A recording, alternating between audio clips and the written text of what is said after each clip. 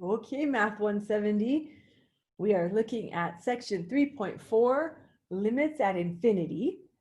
And I know it kind of seems a little bit off in terms of we just were talking about derivatives, but remember, limits are closely related to derivative because derivatives defined as a limit as well.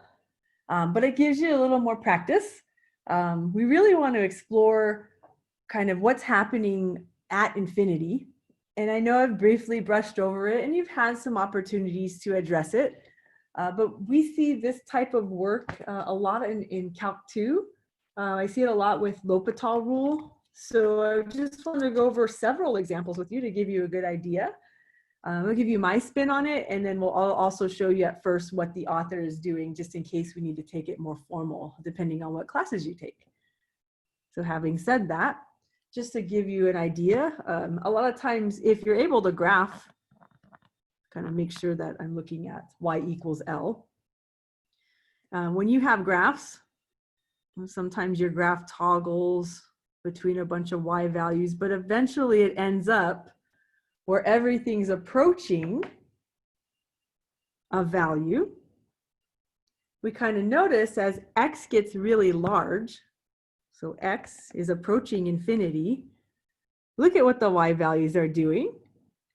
The y values are getting close to whatever L is. So that's what this line. Or maybe you've seen something a little prettier, I guess, or less. I think the other one's very pretty, but a little less complicated. But you have something like on the lines of a horizontal asymptote. Well, that's the same idea. As x goes to infinity, it looks like your y values, if I drew them right, are approaching y equals L. And so they're trying to determine for you what's going on at the far edges of your function. And sometimes people refer to this as long-term behavior. And it also has some really cool applications when we're dealing with exponential functions when you deal with it. So having said that, just a little more theory. We're going to talk to you about just, let's give yourselves an intuitive idea of what this means.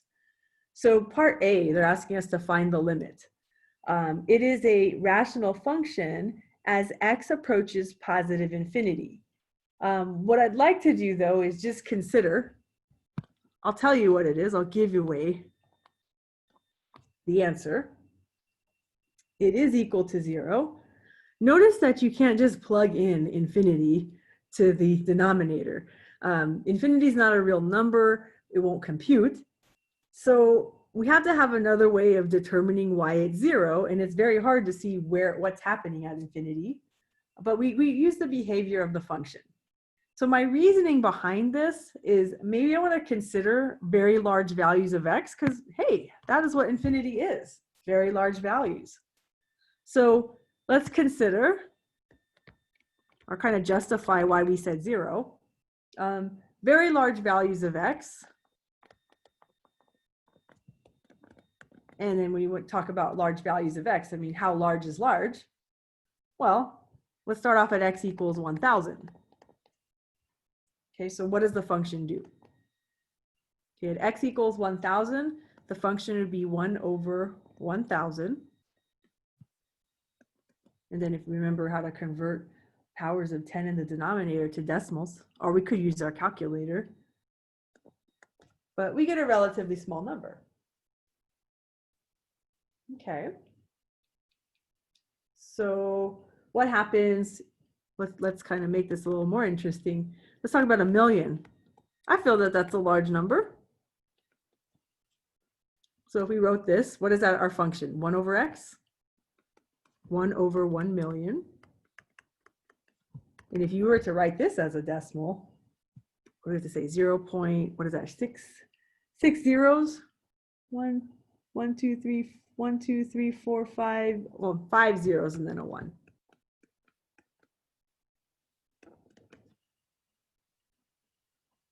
Now that's a super small number. So if you keep picturing x values that are larger than 1,000,000, 2,000,000, 3,000,000, what about 1,000,000,000?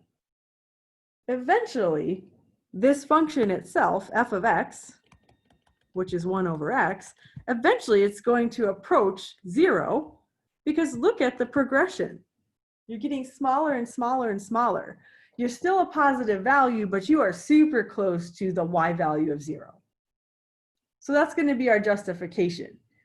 If we have that in mind, anytime we see an x, 1 over x, as we approach infinity, we have the same idea. And if you look at part B, it's the same thing. It might be hard to see on screen, but that is x approaches negative infinity.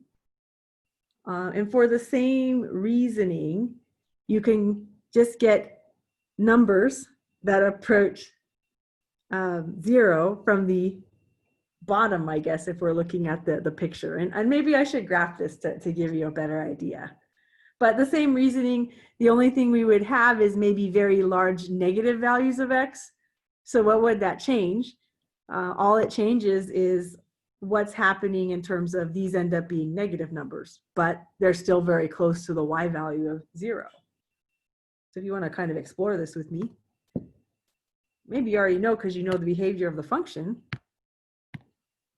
but just kind of look at clearing out some of our polynomials from our past.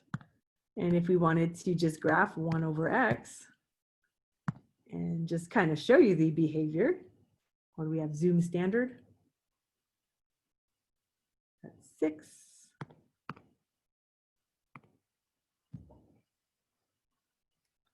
You could kind of see that the way the TI graphs it is when it looks like the function's on top of the x-axis, but it's not quite. So even at x equals 10 and x equals negative 10, the graph looks really close to y equals 0. So imagine if you're looking at what happens at x equals 100, x equals 1,000, x equals 1 million. You can see that the graph is still very, very close to the x-axis. If you go the negative way, negative 10, that's on the left. The graph is close to the x-axis, that's y equals 0. And then if you keep picking larger negative values, yeah, it approaches 0. So that's a nice justification. And just understanding about fractions, sometimes that's going to help us out a little bit too for this section. So let's go back.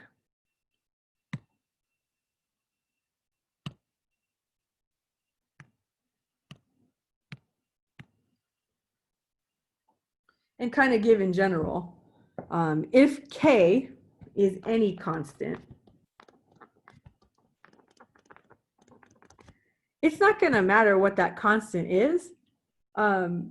If you have a larger number in the denominator and it's getting really, really large, that limit is still going to approach 0.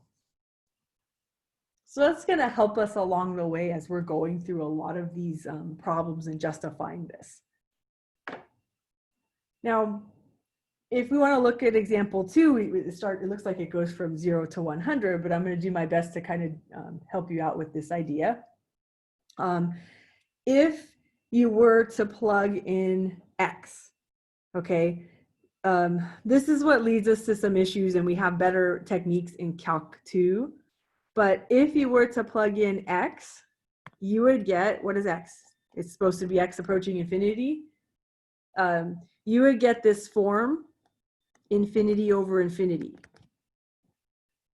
And that's a form we will address later, next class, like your next calculus class. But no one has reasoning to understand what this is. It is not a 1. I know sometimes you're conditioned to think same number over same number is 1, but we don't know how big the infinity is.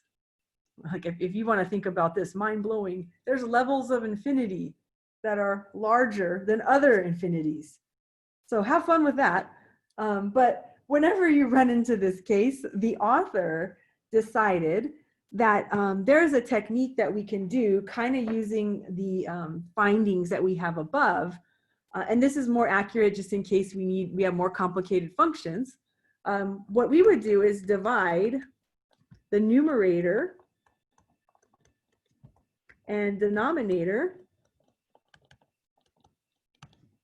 by the highest power of x you see.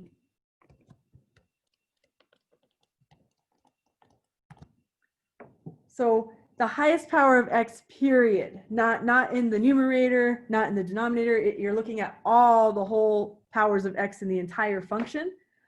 And what they want to do is they take this part, and when you're dividing something by x, I'll write it out a little bigger, but technically you're multiplying it by who's the highest power of x here, x squared. In both cases, it's x squared, or the entire function. So they're technically multiplying the entire function by 1 over x squared over 1 over x squared, hence dividing numerator and denominator by x. So I'll kind of show you what that looks like. And again, keeping aligning. Remember, we always keep writing the limit until we actually find the limit. So what we're going to have to do here, it's going to be a little ugly, but bear with me. We have complex fractions. Now, when you divide an entire polynomial by a monomial, we should get, to be able to break up each of the terms in the numerator over that monomial. And so it's kind of a nice version. We have 5x over x squared. And then we have plus 1, again, over x squared. So that's dividing the numerator by the highest power of x we see everywhere. And same story in the denominator. We have 3x squared over x squared. We have plus 6x over x squared. And we have minus 8 over x squared. So then what we do is we try to make life easier and simplify. That's the natural thing to do anyways, right, mathematicians? So we still haven't calculated the limit yet. We're just manipulating the function. If you notice 2x squared over x squared, that's going to reduce out to 2. Then we have 5x over x squared, which will reduce out to 5 over x. Then 1 over x squared doesn't really reduce out. But it makes it a little prettier at least. Same story in the denominator. We should have a 3. And then a 6x over x squared is 6 over x. And then we still have the negative 8 over x squared. So all I did was reduce all those little, the fractions within the fractions, hence complex fractions. Now, the author's extra steps were actually, we're justifying why we can do this. So let me kind of show you. Remember, when you have a limit of a quotient and a limit of a sum or difference, you take the limit of every single term you see. So the extra steps we will see is we have the limit as x approaches infinity of 2 minus the limit as x approaches infinity of 5 over x minus the limit, excuse me, it's plus. I'm looking at the numerator, guys. The limit as x approaches infinity of 1 over x squared. Okay, so that's just the numerator. We're also taking the limit of all the individual terms. Eventually, there might be 2 steps in between this one, but you guys are advanced enough, we can follow. So we should have also the limit as x approaches infinity of 3 plus the limit as x approaches infinity of 6 over x plus, no, it was a minus this time, the limit as x approaches infinity of, that looks like a 6, I'm sorry, it's infinity, gotta be real careful here, 8 over x squared. Oh, that's hard on your hand, huh?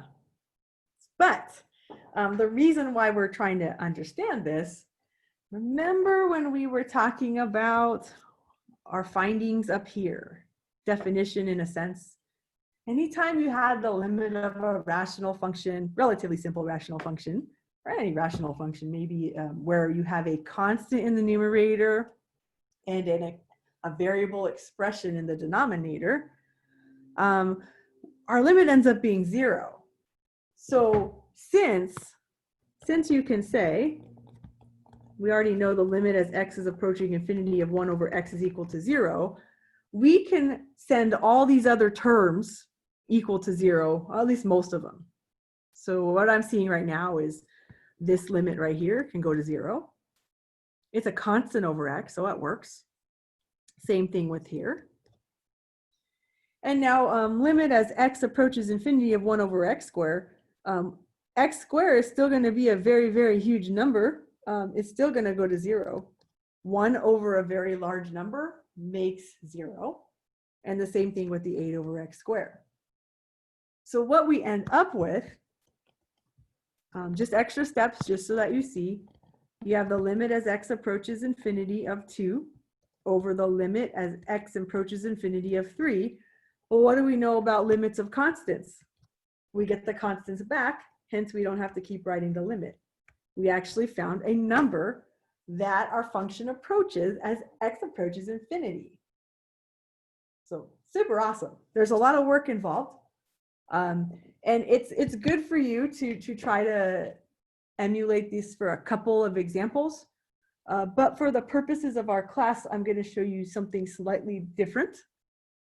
Feel free to continue with this particular method because we tend to use it if the function needs a little more proofs. But eventually, you want to have an estimate of where everything's going anyways. So this is where my spin on it comes in. Okay, so having said that, we're going to revisit this. And when we were thinking about this, I named this after the richest guy in the world that I can think of. I know times have changed. It's maybe not necessarily Bill Gates anymore, but he's probably my most favorite rich guy anyways.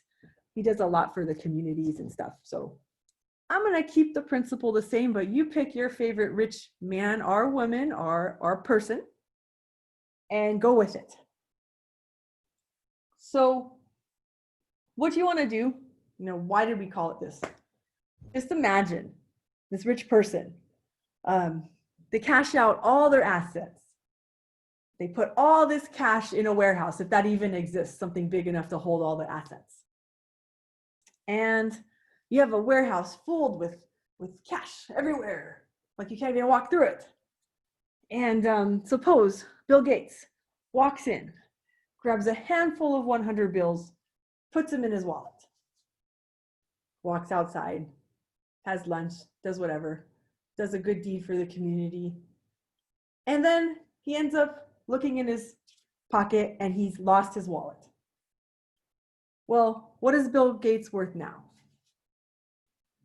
Let you think for a second. Still has lots of cash everywhere in his warehouse. But he lost a handful of $100 bills for the most part. I think he's worth pretty much the same. So that's what happens when you're rich. You can afford to lose things.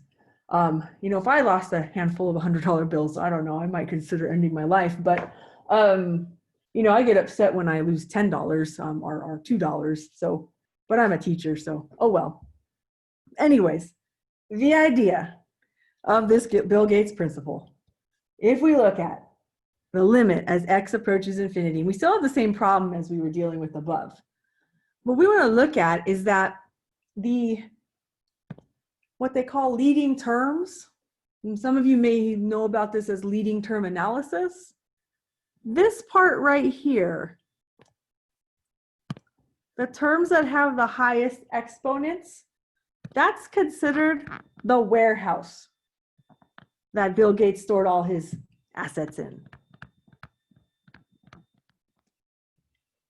And this part right here, the terms that have x's, maybe not so high, the terms that have constants, this is considered Bill Gates' wallet, or wallets, who knows.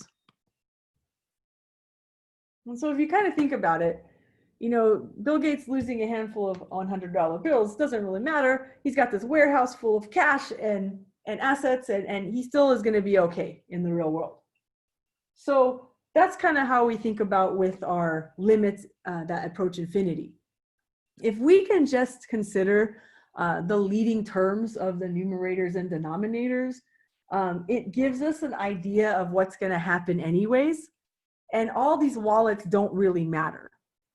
So, having said that, I can jump from limit as x approaches infinity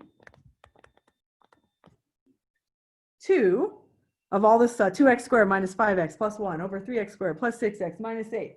I can jump from here to only considering the limits of the quote warehouse, 2x squared over 3x squared.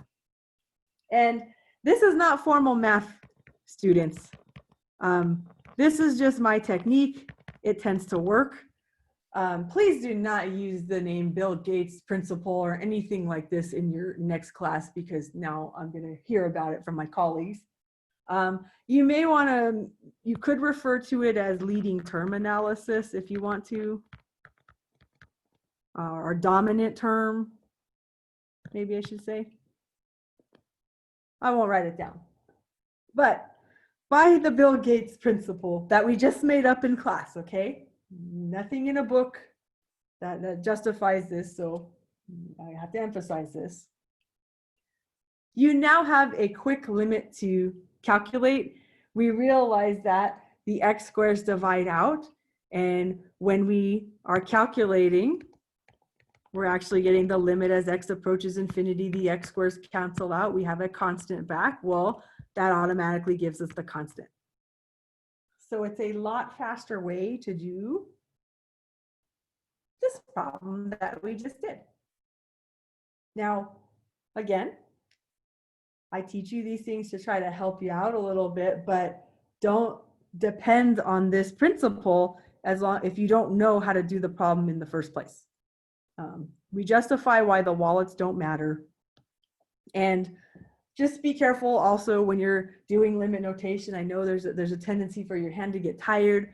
Please do not keep writing or forget to write the limit. So for instance, you know, we've already given you a shortcut.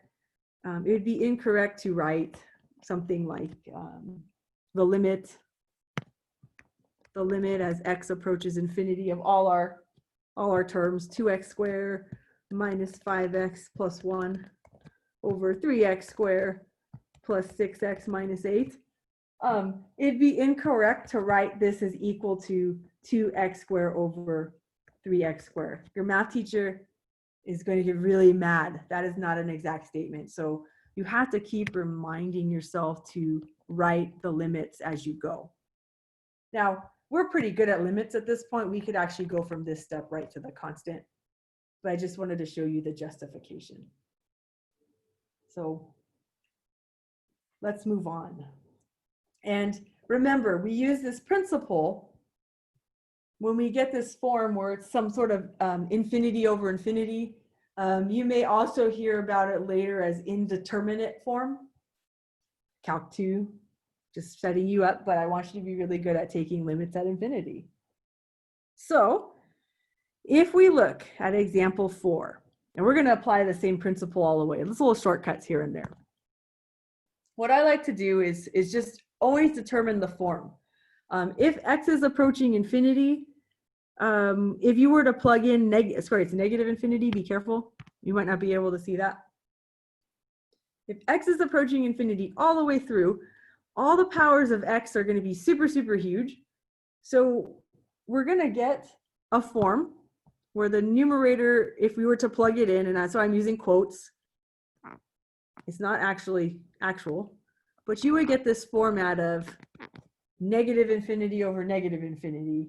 And that's a weird indeterminate form. And so when you run into that, that's when you can invoke Bill Gates. Call him on to help you out. And so right now, I'm just writing it out, but this is my shortcut.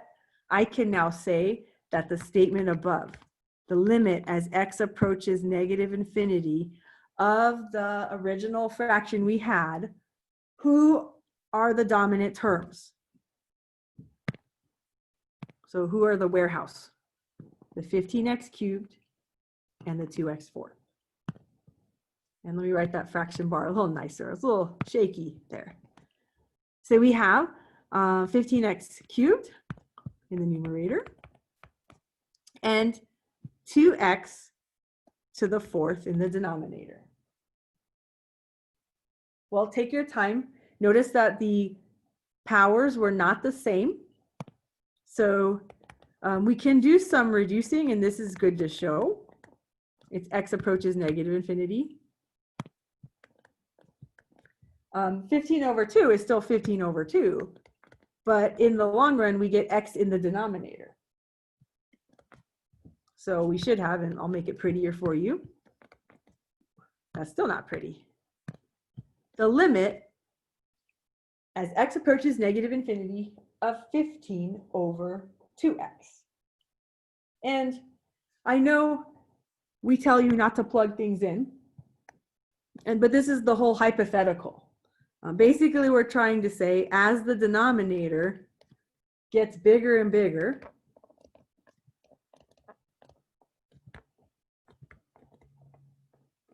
the fraction should approach 0.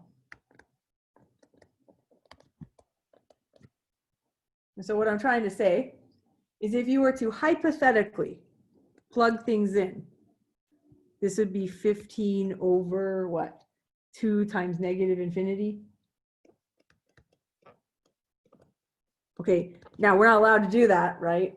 But what it really gives you is 15 over a really, really big number. And actually, it's a really big negative number. But a little idea, if you have a number, a constant, 15 in the top, really, really huge number in the bottom, you are getting something that approaches 0. So something very small over something very, very, very, very large is going to be a number very, very close to 0. Feel free to investigate, plug in really, really big numbers to 15 over 2x and see what happens, and play. But what happens? Our final answer, this fraction is going to approach 0. You're like, oh, okay.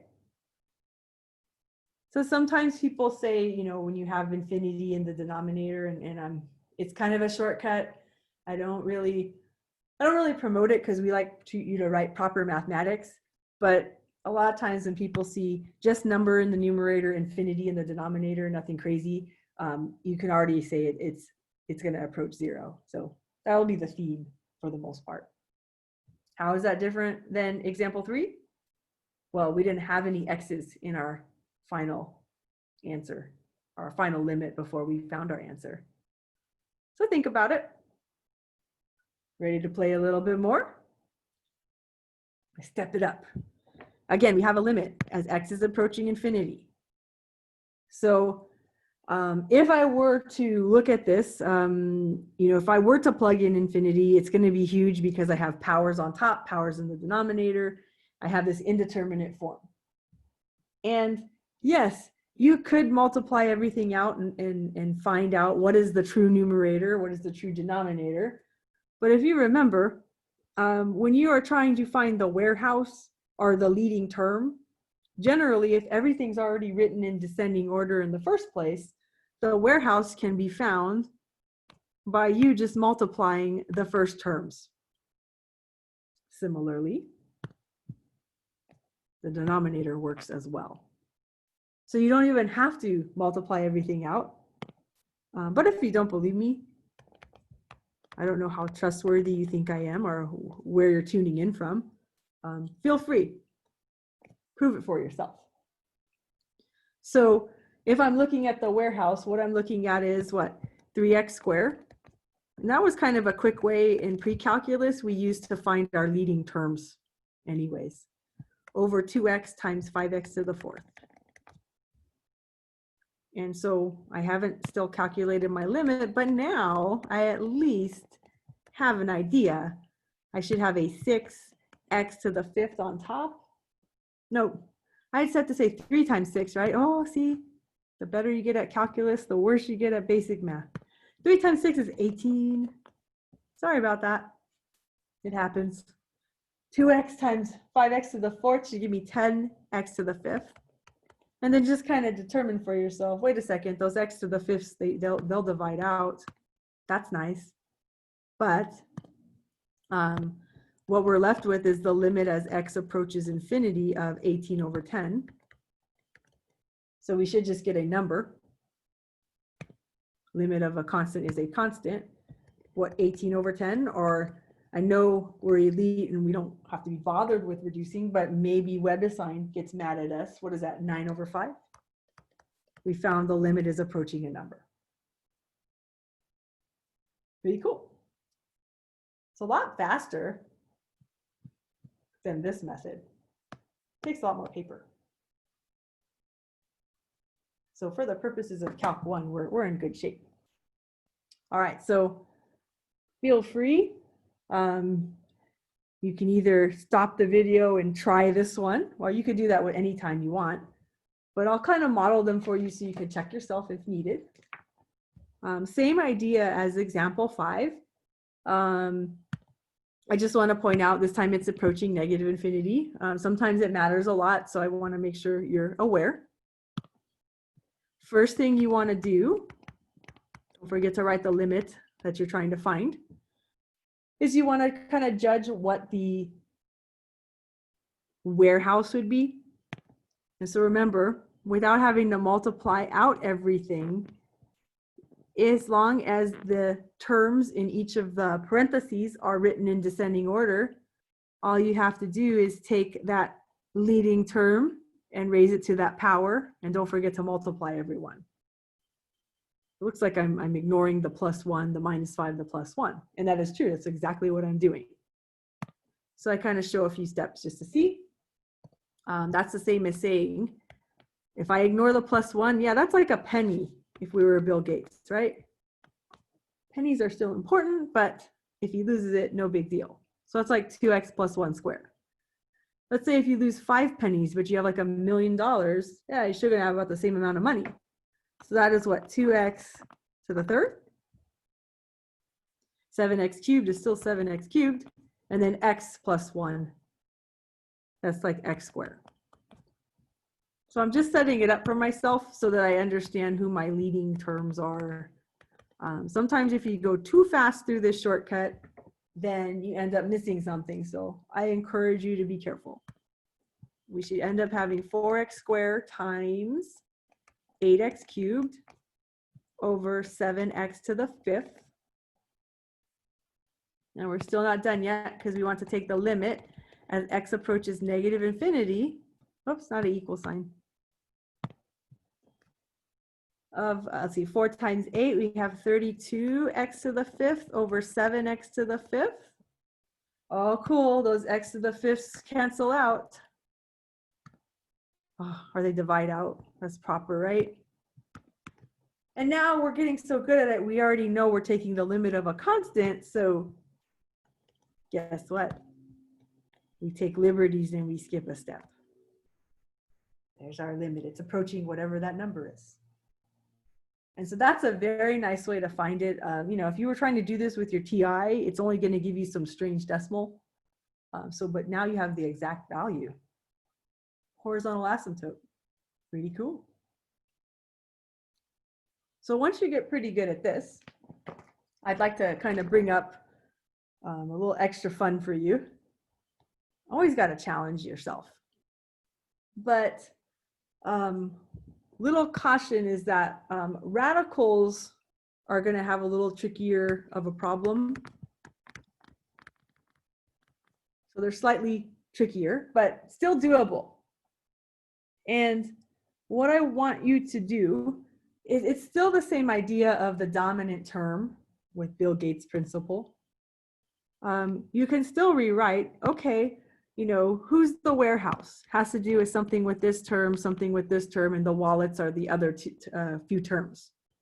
Kind of keep that in your mind. So, I mean, you're still taking the limit as x approaches infinity. You still have this indeterminate form, infinity over infinity somewhere.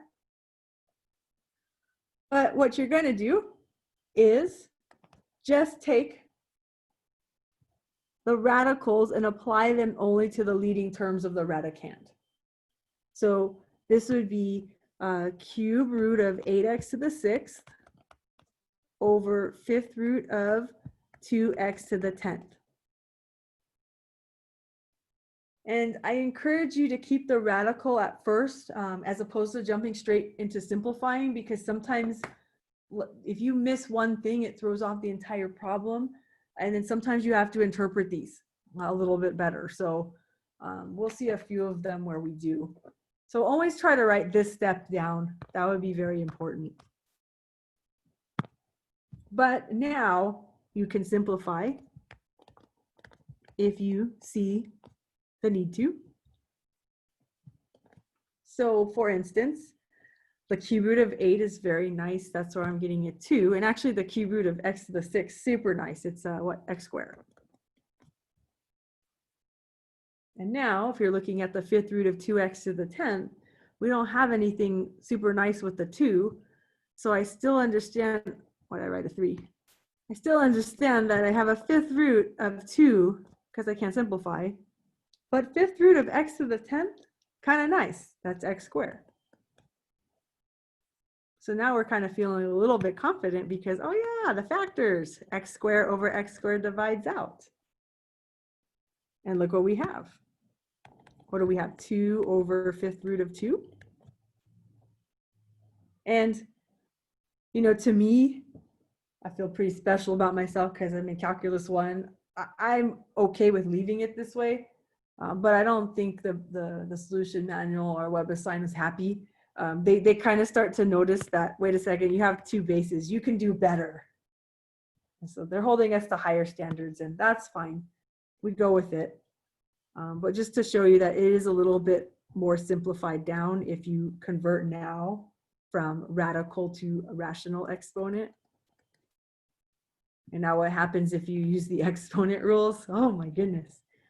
That's 2 over 1 minus 1/5, which is what, 2 to the 4/5?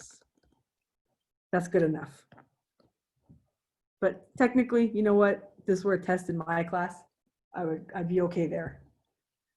They're just kind of showing off, I think, if we're getting to this point, but whatever.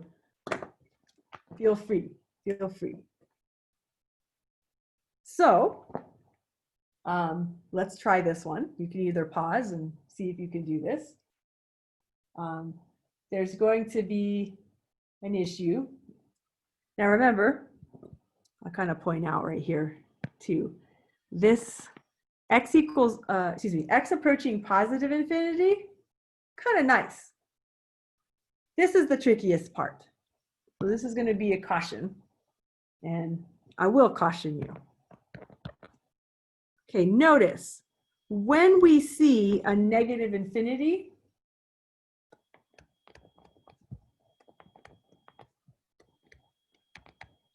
in combination with radicals, I want you to apply the brakes and pause. And we have to remember if we're looking at radicals, negative infinities, there's a few rules. So don't forget the rules. Remember how the square root, or maybe you don't remember, the square root of x squared is not really just x. It's actually equal to the absolute value of x. That's something to think about. And then also a little bit of an idea is if you take the cube root of a negative number, that works out. You can get a negative number back. So those tend to come up. And so I have to make you think about this beforehand. So what I'm looking at is we can still take Bill Gates to help us out. And we're saying, let's look, this is limit as x approaches negative infinity, and that is the issue. Careful. So no problem. Let's look at the leading term. What is that? The square root of 25x squared.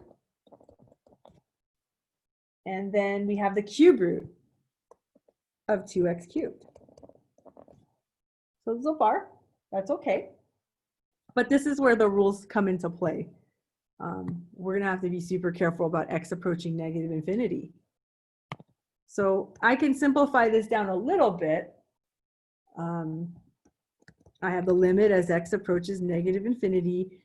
If you try to simplify square root of x squared, well, the square root of 25 is good to go. We should get a 5. But there's that radical again. That definition that we haven't used so much, but that is 5, not absolute value of x squared, absolute value of x. There's that first rule right there. And taking the cube root of 2x cubed, that's not an issue because it doesn't matter what we get. There's no absolute value. We get the sign we see. So cube root of x cubed is still x, but we still have a cube root of 2.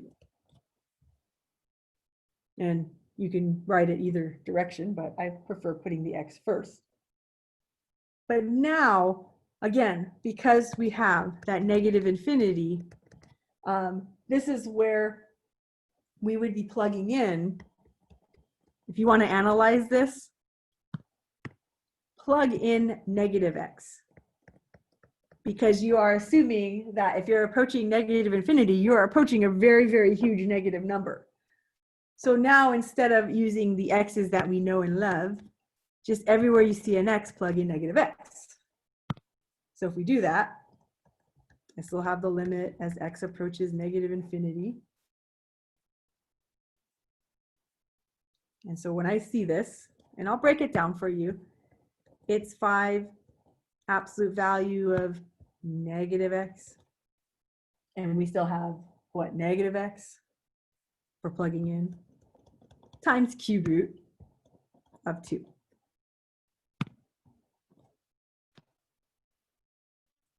So far, so good?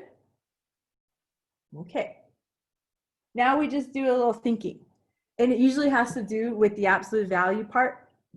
Is that the absolute value part doesn't matter because if you have the absolute value of a negative number, you get a positive number back. So you don't have to really worry about that. You're just worrying about the sign. So this will be 5 times x. Absolute value of x is just x because we know it's always going to be positive no matter what. And if you need a little help there. Okay. Now we just have to worry about the negative sign, which we still have negative cube root of 2. And there was an x there. Let me make that 5 blue again. There we go. So now what we see, and maybe you don't see it because I was a little messy. Should be careful. We had this, we had this. Are we able to see that this x divides out with this x? And we're left with constants. So the final answer, 5 over cube root of 2. But what do we need? Remember this negative has to be in there. So what I need to kind of warn you about is you need to be really careful whenever you see negative infinities. Generally, we have to deal with when we simplify, what do you call it, radicands, or square roots that have even numbers as index, then you have to use absolute value of x to make that judgment, and then you have to further apply it when you're actually plugging in at the very end. So be very careful. And we'll go over a few more. Maybe we'll have a chance to play with this, maybe example 11 or so. But let's play with example 9 and kind of remind you that sometimes you get so tied up in this fun Bill Gates principle that you try to use it everywhere. But let's look at example 9. Still a limit at infinity, but I want to point out that we do not have a rational expression here.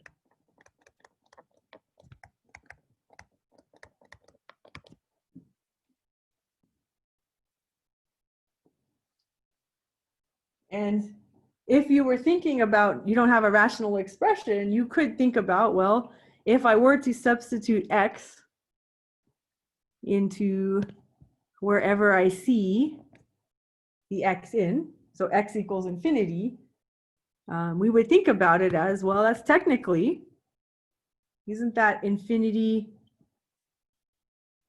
let's see, this term right here, square root of x squared plus 1, doesn't that equal infinity?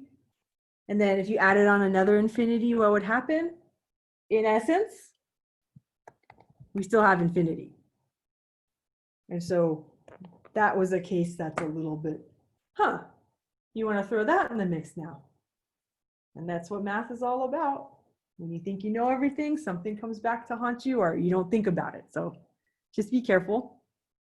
I know some of you might say, oh, isn't infinity plus infinity, wouldn't I be combining like terms to make that 2 times infinity? And I mean, you could think about it that way. It's just a larger version of infinity, but infinity is so large, it doesn't matter anyways. So hence we just say infinity.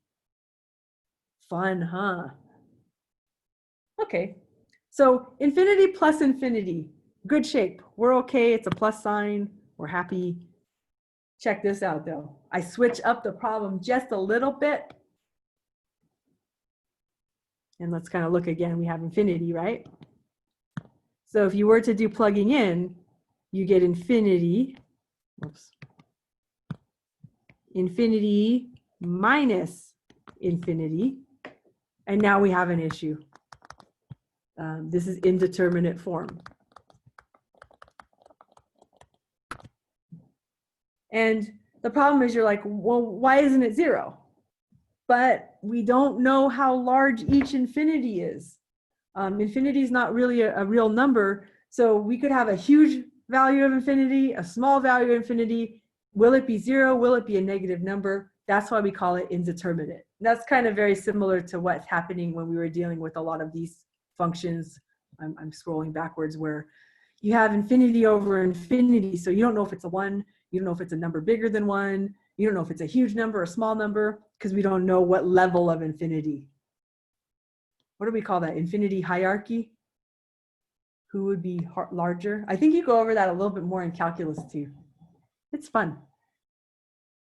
So one of the tricks for when you deal with indeterminate forms, you can't just give up. A lot of times what you want to try is some math tricks, kind of like when we weren't allowed to plug in 0 because it made the denominator undefined. So a lot of times I see a radical, and I know usually there's a trick with radicals. Multiplying by a conjugate could help. So we'll try it. And if it doesn't work, then at least we tried. So, apply math tricks. I'm multiplying by the conjugate. And the conjugate is what?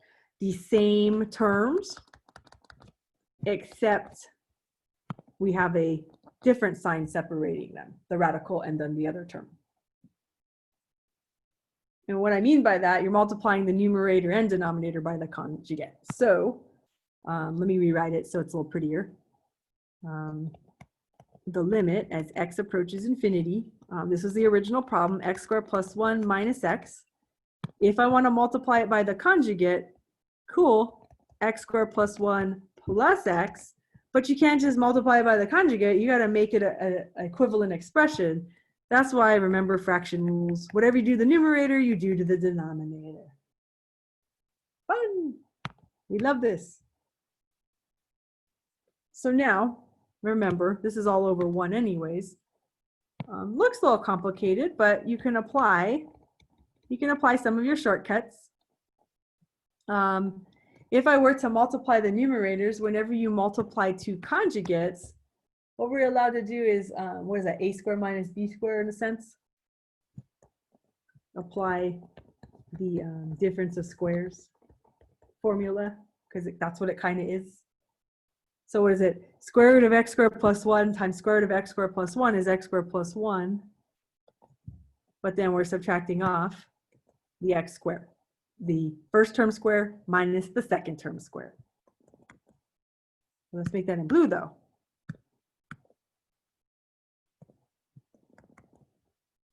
So that's pleasant. That's not so bad because I kind of see what's happening in the numerator. But keep in mind, you're going to play with the denominator. That is 1 times the denominator. So just write what you see. Square root of x squared plus 1 plus an x. And right now it kind of looks a little bit intimidating, but I mean, I'm really, really thankful that that numerator, look what happens to the x squares. Ah, they neutralize. That's pleasant. And then we get 1 over square root of x squared plus 1 plus x. Well, now, if you look at applying, you know, we're trying to think about what's happening as x is approaching infinity, positive infinity. So we're kind of looking where the x is located, here and here. Well, if you were to just think about infinity, remember infinity is a big number? Well, we have ourselves right here 1 over a very, very large number. Whenever you have 1 over a very, very large number, can't emphasize that enough, you actually get 0. And it's nice. So we kind of do a little hand waving. We're not really plugging infinity in. You can think like you're plugging infinity in and it helps you interpret. But if you were to direct substitute infinity at the beginning, it gave you an indeterminate form and it gives you some issues. So we exercise a lot of our math when we do this. And maybe you don't see it too much now, but like these techniques are going to help us in Calc 2. That's why we want you to get really good at writing limit notation. We see it a lot more. So, do I have one more example or do I have 2 more? I have 1 more example on this. And I think I'm really, really overemphasizing these examples just because I have the benefits of having a video. If this were a traditional lecture class, I probably would only go over a couple of them, but you know, if you get the hang of it, cool, you can stop at example 3, and if you don't, then you could continue watching. Should have probably told you that at the beginning, but now I got you. But anyways, we're looking at the last version of the limit. Find the limit as x approaches infinity of this expression. And again, I want to remind us, it's not rational expression yet. It's not a rational expression. So we can't call Bill Gates over and write quite yet. If you were to plug in infinity for where you see your x's, so we have a radical term with the x's and minusing off something, you would get this back again, infinity minus infinity.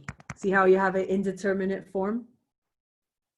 So when that is the case, that's another case where we'd say, okay, let's take that form, and it's got a radical, so maybe the first thing we want to do for ourselves is see if we can do a little bit of math tricks. So I'm going to move this over just so I have a little more room. I don't feel like writing the entire limit over again if I don't have to. So a little caution for ourselves. Okay. And again, we're going to apply the same idea. And I'll erase the highlighting because I don't really need it. So if I multiply by the conjugate, I should have, and you can tell I'm getting a little tired because I'm a little crooked. Okay. Or maybe I'm always crooked, who knows? Okay, so square root of 4x squared plus 3x. Now the conjugate is plus the 2x. Gotta be careful there. Same thing, whatever you do to the numerator, you do to the denominator, 4x squared plus 3x plus 2x. And just remember, it's all over 1. And in a sense, you're multiplying, kind of like it's binomial-like times binomial-like in the numerators. So we can apply the same idea, still have limit as x approaches infinity. The numerator, we can invoke our shortcut, the first term squared.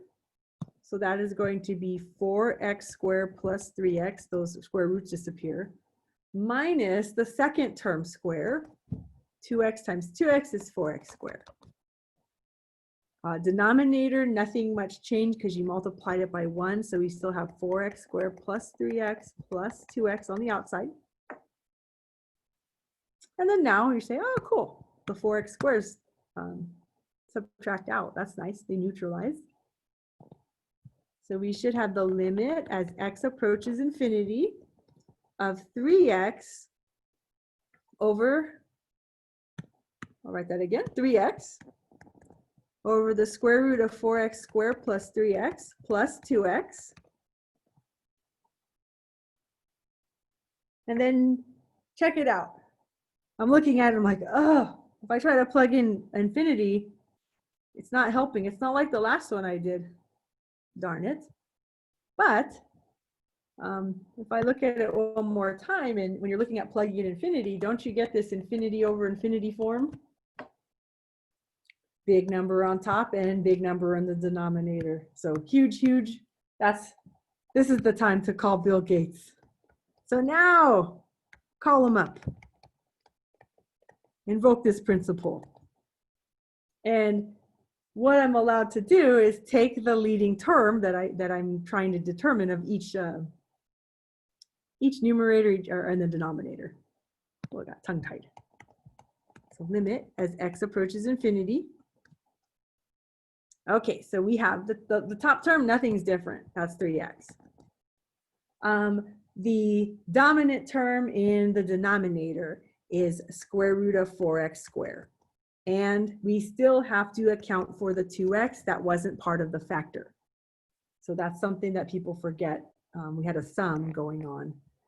They're different types. They weren't just two radicals. One was a radical and one's a polynomial. So we have to account for both. Okay. Now, if this is something you're interested in, we have some radical stuff.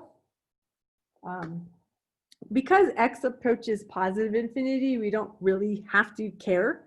Remember how I gave you the caution about the utilizing the radical rules? I'll just do this for the sake of reminding you. Here I am. That when you do take the square root of x squared, you really do get a square root of x squared back. Excuse me, absolute value of x back. Okay, so we still have this 3x in the numerator. I'll write out the extra step, why not? Now square root of 4 is 2, but then the square root of x squared is absolute value of x. So that's what we were kind of. But honestly, because it's x equals positive infinity, the absolute value of x here now equals x. I'll get that in a second. So what do we have? We have limit as x approaches infinity of 3x over 2x plus 2x. I should probably emphasize that's all me just understanding. Was I dealing with a negative number on the inside of the absolute value, or was I dealing with a positive number on the inside of the absolute value? And because x is approaching positive infinity, the answer was this one. And did I write that? Yeah, I did. Yeah, it happens. Happens when we get towards the end. Let's clean this up just a little bit. We have the limit as x approaches infinity. Before I run out of battery too, we're in trouble. We might get cut off early. Okay, the limit as x approaches infinity of 3x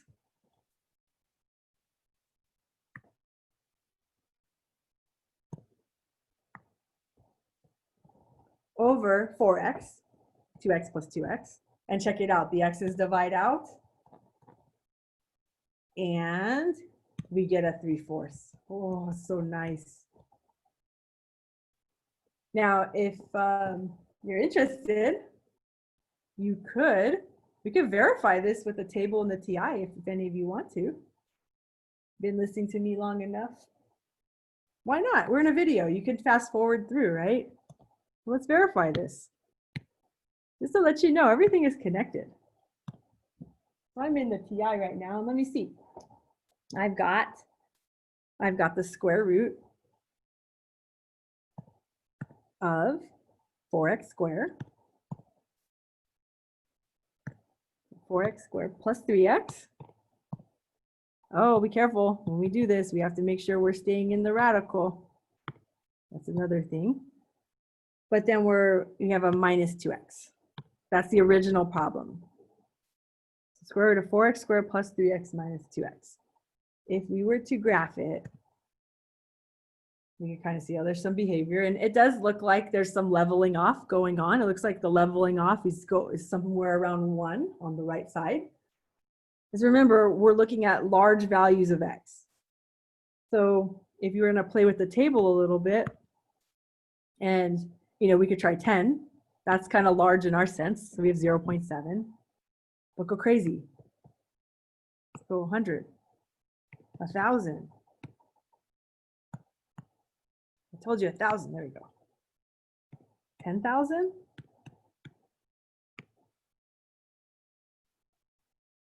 100,000. 1,000,000. I'm going to count my zeros. Almost there, I think. There we go. And then if you keep going, what is it, like a billion or 1,100,000? Look what's happening to the y1s. And I know not necessarily, it's not necessarily 0.75, because when you're going on to inspect, the numbers are larger, but eventually we are leveling off, and we are leveling off at 0.75. And so when you think about it, go back and you're like, wait, what did we just calculate? Didn't we just do that? We force. Pretty cool how it's connected. So we'll leave you at that. So practice those limits. And then I've been loosely saying asymptotes here and there, but I can give you the formal definition if you don't mind. And it's kind of what we're doing. We were trying to find, are there actual numbers that we're getting when we're calculating the limits as x gets very, very large. So they're trying to say, if you end up getting a constant when you do all the calculations, whether the limit is approaching infinity or whether it's approaching, the x is approaching infinity or the x is approaching negative infinity, if you get a constant, then you've got yourself a horizontal asymptote. So, a quick few problems that we've been playing with. You can kind of draw maybe a shifted rational function, maybe at the line y equals c. And you might not see it on your TI, but let's say you have your rational function doing something like this.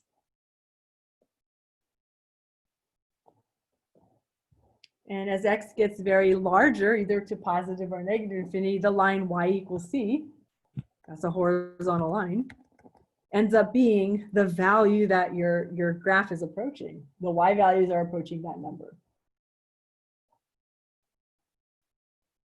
And kind of keep in mind that we didn't really mention, no mention of like getting close but not touching for horizontal asymptotes. Sometimes vertical asymptotes are the issues, which I'll tell you right here in a second. But horizontal asymptotes have kind of an interesting property. The graph may cross it. So something to kind of keep in mind. And I know we've been kind of analyzing these already. You may have some experience from your pre-algebra class. Pre-algebra, I should say pre-calculus. Well, pre-algebra too, maybe. But we all had these experiences where our graph ended up crossing the horizontal asymptote. And I think it comes from one of the ones I showed you earlier. Then we play with the one where we had toggles. The y value was doing something and it got really, really, really close, and then it it leveled off.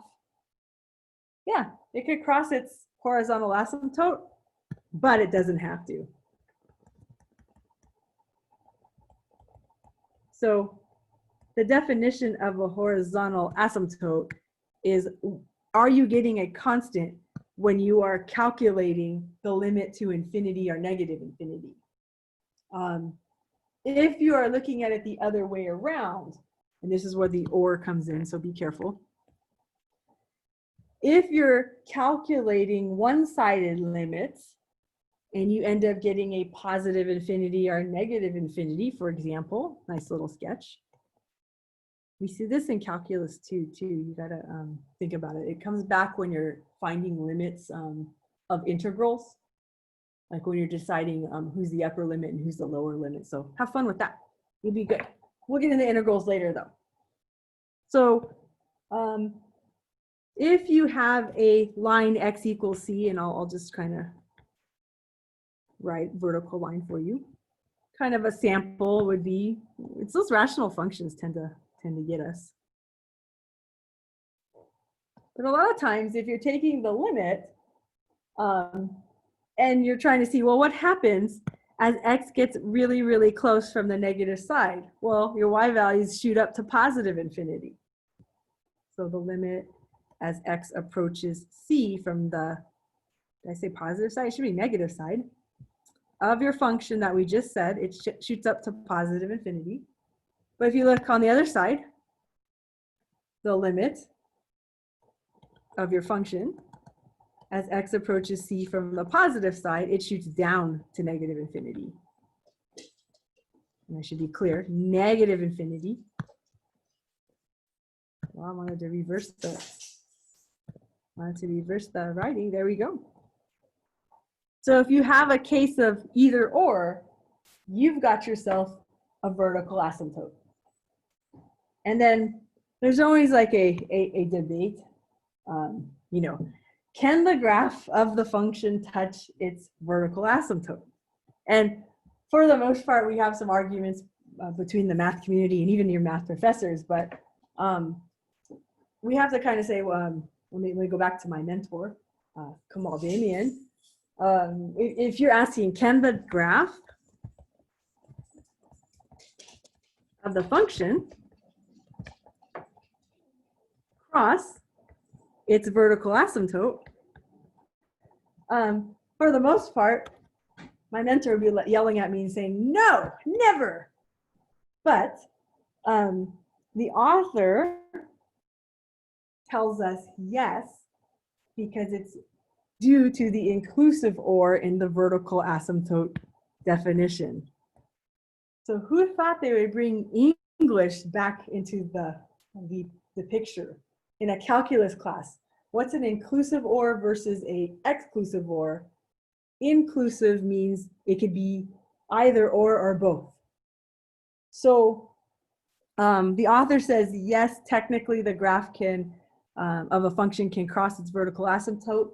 Most of the time we don't see it when we're just dealing with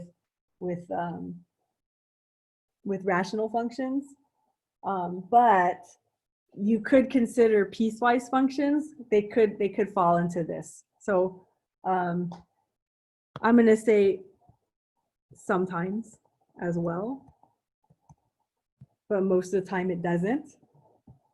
That's my answer to this. If it's a rational function, most likely never, but if you have a piecewise, and I believe so Professor Lopez came up with this, or Professor Clark, forgot, I think is Lopez, but consider a piecewise function. It's kind of neat, huh? So we have f of x equals, let's say 1 over x, when x is not equal to 0, and let's have x equals 2 when x equals 0. What does that look like? Draw a quick picture. So most of the time, if you're graphing y equals 1 over x, no problem. That's the rational function we were playing with all this time. And yeah, it's true. X is not able to be equal to 0, but if you combine this with a piecewise when x is equal to 0, you now have yourself a function that crosses its vertical asymptote. Still a gray area, though, between colleagues and mathematicians. So don't start that argument unless you're ready to defend yourself. So